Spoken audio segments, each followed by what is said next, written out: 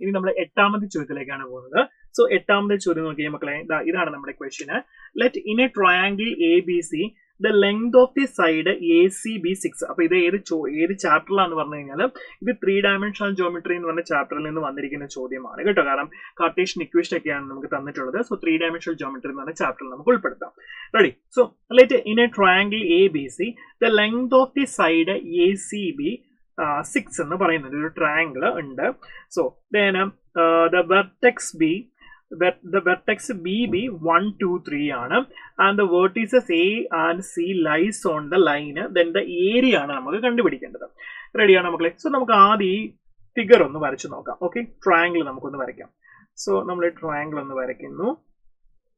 So ഇതാണ് നമ്മുടെ triangle എങ്കിൽ എ സി എന്ന് പറയുമ്പോൾ നമുക്ക് ഇത് എ, ഇത് സി, ഇത് ബി. ബി എന്ന് പറഞ്ഞ വെർട്ടെക്സ് എത്രയാ? 1, 2, 3 എന്ന് പറയുന്നുണ്ട്.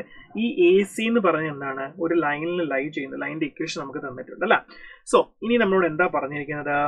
എ സിയുടെ ലെങ്ത് അല്ലെ? The length of side A C B 6, then the vertex, then lies on the line, then the equation. Okay, so ഞാൻ എന്ത് ചെയ്യുന്നുണ്ട്?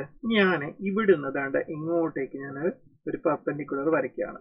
സോ അങ്ങനെയാണെങ്കിൽ ഇതിപ്പോ എനിക്ക് എന്താ കിട്ടും? ഇത് എം എന്ന് കിട്ടും. ഓക്കെ, അത് ഞാൻ എം എന്ന് കൊടുത്തു. റെഡിയാണ് മക്കളെ? സോ ഈ ലൈന് ഏത് ലൈനിലാണ് ലൈ ചെയ്യുന്നത്? അല്ലെങ്കിൽ X minus 6/3, then Y minus 7/2, then Z minus 7/-2. So നമ്മൾ ഫൂട്ട് ഓഫ് ദി പെർപെൻഡിക്കുലർ ഒക്കെ കണ്ടുപിടിക്കാൻ വേണ്ടിയിട്ട് നമ്മൾ എന്ത് ചെയ്തു? ഈ എം എന്ന് പറഞ്ഞ പോയിന്റ് നമ്മൾ എന്ത് ചെയ്തു? ഇതിനെ ലാംഡയോട് ഇക്വേറ്റ് ചെയ്ത് കഴിഞ്ഞാൽ നമുക്ക് എക്സ് വൈ ഇസഡ് എല്ലാം ലാംഡയുടെ ടേമിൽ കിട്ടും. റെഡിയാണല്ലോ? സോ അപ്പൊ നമ്മൾ എന്ത് ചെയ്യുന്നുണ്ട്? ഈ പോയിന്റ് എം എന്ന് പറഞ്ഞ പോയിന്റ് നമ്മൾ എന്ത് ചെയ്യാൻ പോവാണ്? ഇൻ ടേംസ് ഓഫ് ലാംഡയിൽ നമ്മൾ എഴുതാൻ പോവാണ്. സോ നമുക്ക് എന്ത് കിട്ടും? എം എന്ന് പറയുന്നത് ഇതിനെ ലാംഡയോട് ഞാൻ ഇക്വേറ്റ് ചെയ്താൽ 3 ലാംഡ പ്ലസ് 6 എന്ന് കിട്ടും അല്ലെ? 3 ലാംഡ പ്ലസ് 6 വരും. നെക്സ്റ്റ് 2 ലാംഡ പ്ലസ് 7 വരും. നെക്സ്റ്റ് നമുക്ക് -2 ലാംഡ പ്ലസ് 7 വരും. സോ നമുക്കത് കിട്ടി മക്കളെ. അങ്ങനെയാണെങ്കിൽ ഇതും എന്താണ്? പെർപെൻഡിക്കുലർ അല്ലേ? സോ അങ്ങനെയാണെങ്കിൽ വെക്ടർ ബി എമ്മും വെക്ടർ എ സിയും കൂടി എന്താണ്? പെർപെൻഡിക്കുലർ ആയിട്ട് അവരുടെ ഡോട്ട് പ്രൊഡക്റ്റ് എന്ത് വരും? 0 വരും. വെക്ടർ എ സി എന്ന് പറഞ്ഞാൽ ഈ പാരലൽ വെക്ടർ കണ്ടോ അല്ലേ? നമ്മൾ ഫുട്ട് ഓഫ് ദി പെർപെൻഡിക്കുലർ പഠിച്ചിട്ടുണ്ട് കൃത്യമായിട്ട് ചെയ്യാൻ വേണ്ടിയിട്ട് അല്ലേ? സോ അതേപോലെ തന്നെ നമുക്ക് എന്ത് ചെയ്യാം? നമുക്കിത് സോൾവ് ചെയ്യാനായിട്ട് പറ്റും. ഓക്കെ, ക്ലിയർ ആണല്ലോ?